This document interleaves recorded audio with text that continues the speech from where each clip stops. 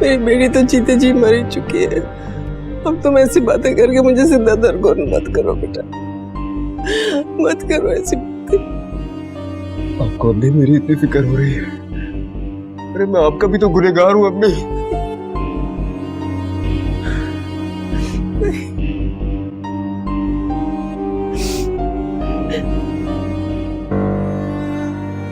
मैं आपका गुनहगार हूं ना अम्मी।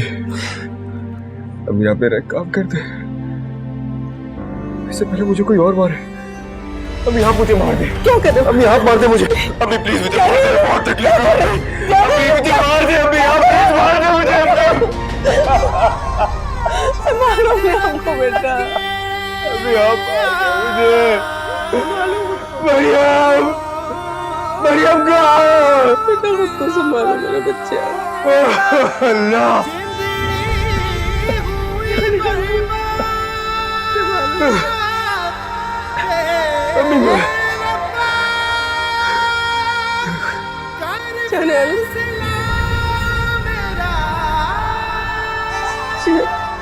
जाने आलम, जाने आलम, जाने आलम, बेटा होश में आओ। देखिए मैडम, आप समझ नहीं रही, चेयरमैन साहब आए हुए हैं, अंदर मीटिंग हो रही है। तो क्या हुआ? तो आप अंदर नहीं जा सकती। शायद तुम जानते नहीं हो शान साहब किस तरह के इंसान है। अपने काम छोड़ के ना सबसे पहले वो गरीबों की बात सुनते हैं। प्रिंसिपल का हुक्म है कि जब मीटिंग हो रही हो तो अंदर किसी को नहीं आने देना। देखे मेरा भाई, शान साहब से मेरा मिलना बहुत जरूरी है। मुझे शान साहब से काम है और मैं देखती हूँ मुझे कौन रोकता है। हटे आगे से। अरे अरे मैडम, अरे छोड़े मुझे। अरे मैडम, अरे अरे अरे आप कैसे अंदर आ गए? इनको अंदर आने क्यों दिया तुमने? मैडम, मैंने इन्हें बहुत रोकने की कोशिश की मगर जबरदस्ती अंदर आ गई। कहने लगी कि मैंने चेयरमैन साहब से बहुत जरूरी बात करनी है। एक मिनट, आपको मुझसे बात करनी है? जी जी शान साहब, मुझे आप ही से बात करनी है। कहिए। शान साहब, मैं आपको कुछ बताना चाह रही हूँ कि आपके स्कूल में हो क्या रहा है। यहाँ रिश्तेदारियां निभाई जा रही हैं। आप ही ने कहा था ना कि गरीब अमीर में कोई फर्क नहीं होता, फिर बच्चों में फर्क कैसा? क्या मतलब? मैं समझा नहीं। वो जी सर टीचर है ना, उसने अपनी भतीजी को पहला नंबर दे दिया और मेरी बेचारी बच्ची को दूसरी पोजीशन पे लाई है। ये क्या कह रही है प्रिंसिपल साहबा? ये किसकी बात कर रही है? सर मुझे कुछ नहीं पता और मैं नहीं जानती कि ये कह क्या रही है। मेरी समझ में कुछ नहीं आ रहा। मैडम, ज्यादा पर्दा डालने की कोई जरूरत नहीं है, आप सब जानती हैं। शान साहब, और मैं उस उस्तानी को जानती हूँ, मरियम नाम है उसकी भतीजी और मेरी बच्ची एक ही क्लास में पढ़ती हैं। क्लास फेलो है जी, तो दोनों ने जी बराबर नंबर हासिल किए हैं। उसने जी अपनी भतीजी को पहली पोजीशन दे दी और मेरी बच्ची को सेकंड कर दिया। साहब, ये लोग समझते हैं हम गरीब लोग हैं, हमें क्या पता पहली पोजीशन और दूसरी पोजीशन क्या होती है। लेकिन साहब, मुझे आपसे इंसाफ चाहिए। मेरी बच्ची जी बहुत रो रही है और हमेशा वो पहली पोजीशन पे आती है जी। आप प्लीज रोए मत, प्लीज चुप हो। सुनो, इन्हें वेटिंग एरिया में बिठाओ। आप बैठिए, मैं आपको बुलाता हूँ। बहुत शुक्रिया शान साहब, बहुत शुक्रिया।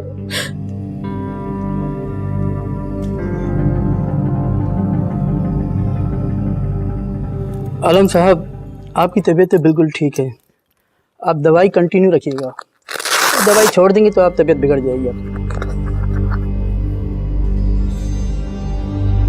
थैंक यू डॉक्टर साहब। अच्छा, अपना ख्याल रखिए। हाँ, वैसे ही छोड़ के डॉक्टर साहब को।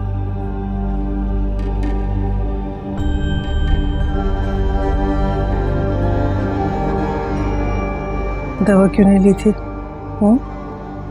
पता है ना कि अगर दवा नहीं खाओगे तो डिप्रेशन बढ़ जाएगा। जिस इंसान को किसी की आह लगी हो ना, उसे दुनिया की कोई दवाई असर नहीं करती।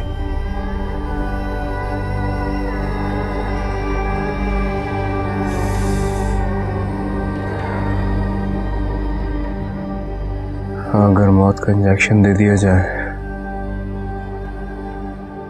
तो जिंदगी की तकलीफों से छुटकारा मिल सकता है। चुप, खबरदार ऐसी बातें क्यों होंगी? पढ़े लिखे इंसान हो, सोचो जरा क्या कह रहे हो, उस पर क्या गुजरेगी। तुम्हें पता नहीं मायूसी कुफ्र है, और अल्लाह ताला को ये अमल बिल्कुल पसंद नहीं है। जाने आलम के सारे अमल ऐसे ही होते हैं अम्मी। ये क्या हो रहा है? आपकी मौजूदगी में रियली मुझे कुछ नहीं पता कि ये कह क्या रही थी। मैं कुछ नहीं जानती हूँ। आपको कैसे नहीं पता? आप क्या नाम है उन टीचर का? मरियम, आप प्लीज उन्हें बुलाइए। लेकिन सर मैं कह रहा हूँ आप उन्हें बुलाइए, अभी बात करनी है मुझे, प्लीज। ओके।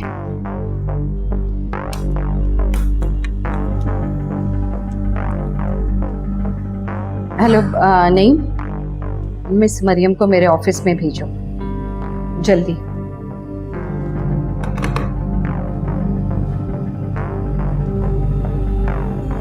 देखिए प्रिंसिपल साहब, मैं अपने स्कूल में किसी किस्म की ज्यादती बर्दाश्त नहीं करूंगा।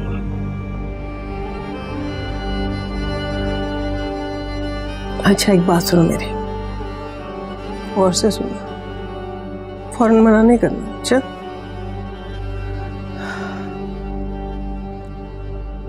बेटा, शादी के बारे में संजीदगी से सोचो। मुझे यकीन है कि इंशाल्लाह तुम्हारी तबीयत बहुत बेहतर हो जाएगी। एक शादी की तो थी मैंने। सबको भुला दो बेटा। अम्मी, इंसान किसी की बर्बादी को कैसे भूल सकता है, खासकर जब उस बर्बादी का जिम्मेदार वो खुद हो। जाने आलम बेटा, अगर तुम इस तरह से सोचते रहोगे तो तुम्हारी बीमारी और बढ़ जाएगी, खुदा ना खास्ता। ऐसे नहीं सोचते बेटा। मुझे भी ऐसे ही लगता है। मैं ठीक नहीं होऊंगा। नहीं, ऐसे नहीं कहना कोई आइंदा से, समझ गए? कभी नहीं कहना।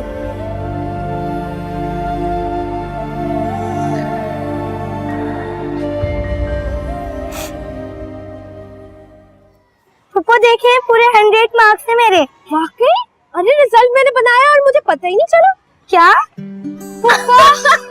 फिर आपने मुझे पहले क्यों नहीं बताया? पता है पप्पा, मैं कितनी टेंशन में थी। अगर मैं पहले बता देती तो कितनी बड़ी स्माइल देख सकती आपके मुंह पे। थैंक यू पप्पा। अच्छा अब इधर आओ, बैठो और मुझे बताओ क्या गिफ्ट चाहिए। गिफ्ट? वैसे आपके पास कितने पैसे हैं? पूरी कमेटी आपकी 5000। फिर तो पप्पू मुझे सोचना पड़ेगा। अच्छा चलो ठीक है, आप आराम से सोचो कि आपको क्या गिफ्ट चाहिए। मिस, प्रिंसिपल साहबा ने आपको अपने ऑफिस में बुलाया है। मैं भी आ रही हूँ, मैं भी आती हूँ। ओके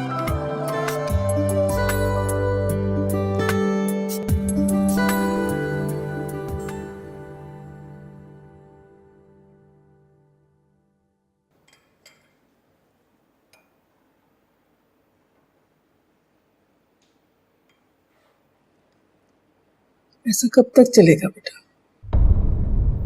कब तक तुम इस तरह से अपने आप को अजियत देते रहोगे?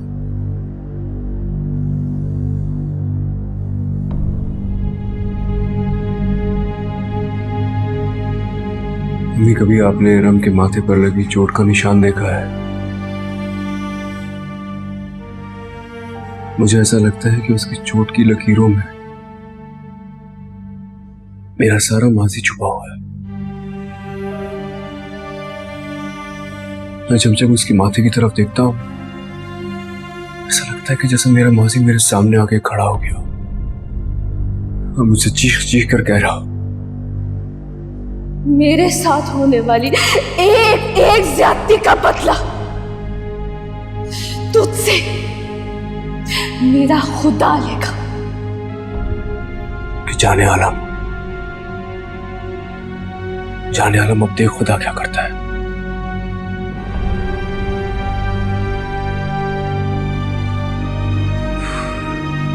अल्लाह,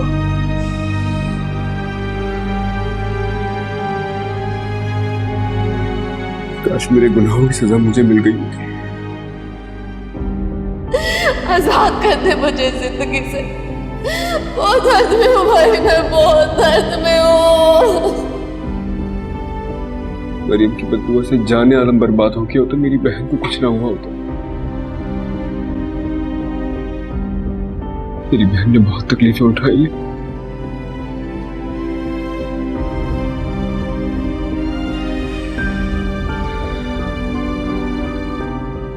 कितनी मासूम है ना रम। वो आज तक मुझे फरिश्ता समझती है, लेकिन अगर उसे पता चल जाए कि उसने तो मेरे गुनाहों की सजा काटी है, मुझसे कितनी नफरत करने लगेगी। देखिए मिस, ये एक डिसिप्लिन स्कूल है और मैं इस स्कूल में किसी भी बच्चे के साथ किसी भी किस्म की कोई ज्यादती बर्दाश्त नहीं करूंगा। अगर आपकी भतीजी इस स्कूल में पढ़ती है, इसका ये हरगिज मतलब नहीं है कि आप उसको फेवरेटिज्म दें। सर ऐसा कुछ नहीं है, मैंने रिजल्ट्स पूरी ईमानदारी से बनाए। ईमानदारी से? जब आपकी भतीजी और मेरी बेटी के बराबर नंबर थे तो अपनी भतीजी को पहली पोजीशन क्यों दी? आपकी बेटी की सेकंड पोजीशन, उसकी मार्क्स। अब हमारे बच्चे बीमार भी नहीं हो सकते? एक दिन मेरी बच्ची को बुखार क्या हो गया, हमारे बच्चे को पीछे कर दिया। ये कहाँ का इंसाफ है, आप ही बताएं। अरे ऐसी देखिए प्लीज, मैं किसी किस्म का कोई डिस्प्यूट नहीं चाहता। आप प्लीज रिजल्ट दोबारा बनाइए, कल क्लास में आके मैं खुद अनाउंस करूंगा।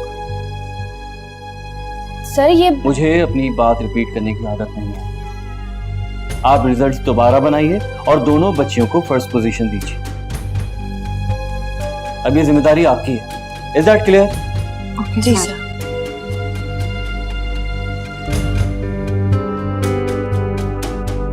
बड़ी आई अपनी भतीजी को पहली पोजीशन देने वाली।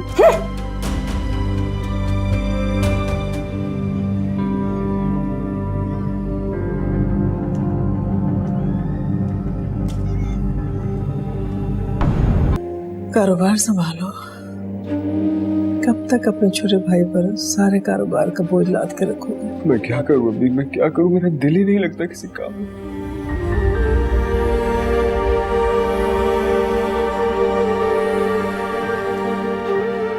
जब बाहर जाता हूं तो मेरी निगाहें सिर्फ मरियम को ही ढूंढती रहती है कि किसी तरह वो मुझे एक बार मिल जाए और मुझसे माफी मांग लो।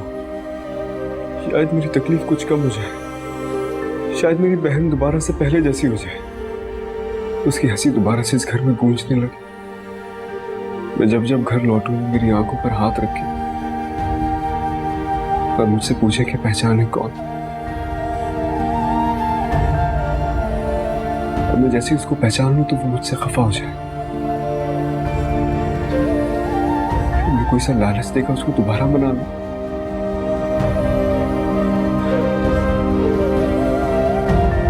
अल्लाह,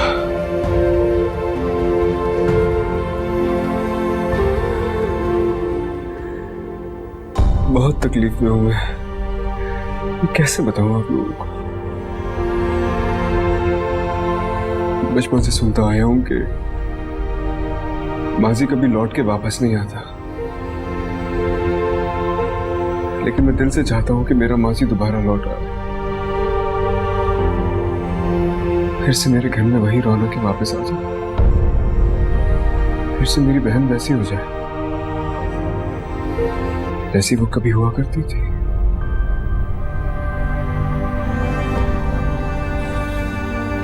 आप बताएं, ऐसा हो सकता है? हो सकता है बेटा, उसमें बड़ी ताकत है। वो सहरा को सैराब कर सकता है, आबाद को बर्बाद कर सकता है। तुम रो रो कर गिड़गिड़ा कर उससे माफी मांगो, एक न एक दिन तुम्हें जरूर माफ कर देगा। बड़ा गफूर रहीम है बेटा। वो तो माफ कर देगा मुझे, मैं जब तक मरियम से माफी नहीं मांग लेती मुझे सुकून नहीं आएगा। मैं सुकून से मर भी नहीं सकता। कहाँ ढूंढूं उसे? नहीं बेटा, जब भी वो तुमसे मिलेगी इंशाल्लाह तुम्हें जरूर माफ कर देगी, मुझे यकीन है। चलो चाय पियो, ठंडी हो जाएगी। मैं पीता हूँ चाय।